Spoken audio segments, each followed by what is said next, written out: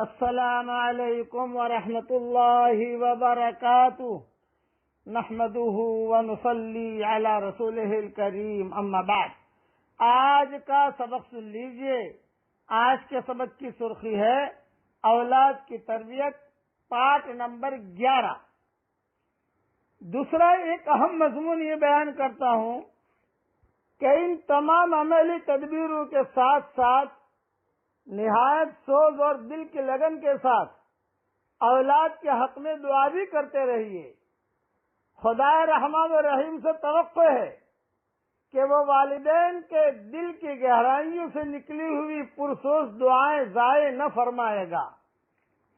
اور ایک کڑوی نصیحت کرتا ہوں، یہ میرا سبق کڑوا سبق ہے کہ عام طور سے معاملات کے اندر لڑکیوں کو، بیوی کو، بہنوں کو، بچیوں کو، عورتوں کو بہت کم دیا جاتا ہے، ان کے ساتھ ناانصافی کی جاتی ہے، ان کو دبایا جاتا ہے، ان کو مجبور کیا جاتا ہے۔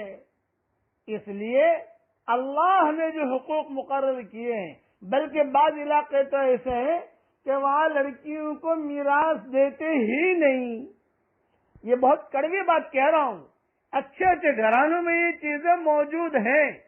ہم تو دنیا میں پھرنے والے لوگ ہیں اور دنیا سے الحمدللہ ہمارا تعلق، سبق سننے والے کم سے کم 200-500 تو ہوں گے ہی انشاءاللہ۔ تو اس سے ہمیں اندازہ لگ جاتا ہے کہ ہمارا معاملہ کہاں جا رہا ہے۔ لڑکیوں کی میراث عام طور سے نہیں دیتے۔ لڑکی کی شادی کر دی اور اس میں خرچ کر دیا 50 لاکھ روپیہ یا 40 لاکھ روپیہ، اور لڑکی کو کہہ دیا بیٹا اب یہ تیرا لینا دینا ہو گیا۔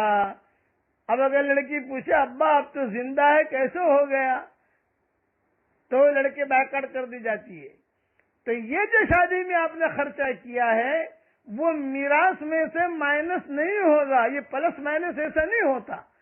وہ تو آپ کے مرنے کے بعد، آپ مرنے سے پہلے مر گئے، اور اس وقت ہاں اگر آپ کو یہ لگے کہ میرے مرنے کے بعد اولاد آپس میں لڑے گی، تو آسان طریقہ یہ ہے کہ بھی سب کو بٹھا کر جو کچھ بھی دینا ہو، جس طریقے سے بھی آپ مناسب سمجھے، اچھا تو یہ کہ سب کو برابر دے دو۔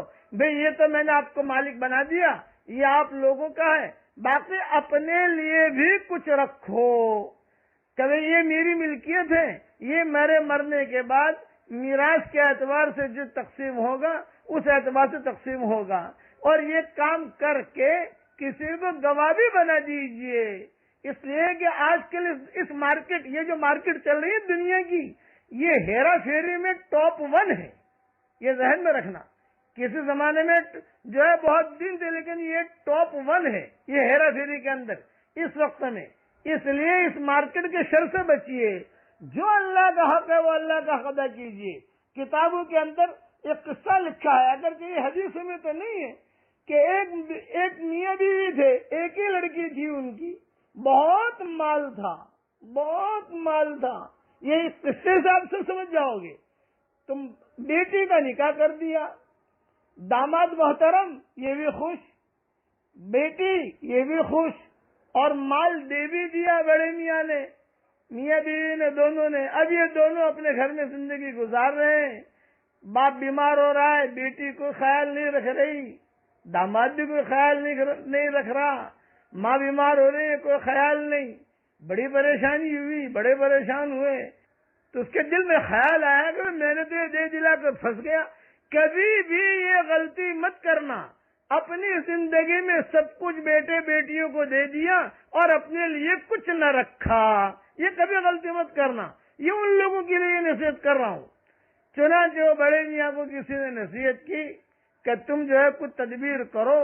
چنانچہ بڑے میاں کسی تاجر کے پاس گئے اور 1 لاکھ سونے کی اشرفیاں لے کر آئے، اور پھر 10 ڈبے بنائے اس کے، اور پھر ان دونوں کو بلایا، داماد کو اور بیٹی کو بلایا، اور بلا کر کہا کہ دیکھو میں نے تمہیں اس لیے بلایا ہے، یہ ڈبہ کھولو۔ وہ ڈبہ کھولا، اشرفیاں سونے کی، دوسرا کھولا وہ بھی اشرفیاں، تیسرا بولا اس کے بھی وہ بھی اشرفیہ، وہ بھی اشرفیہ۔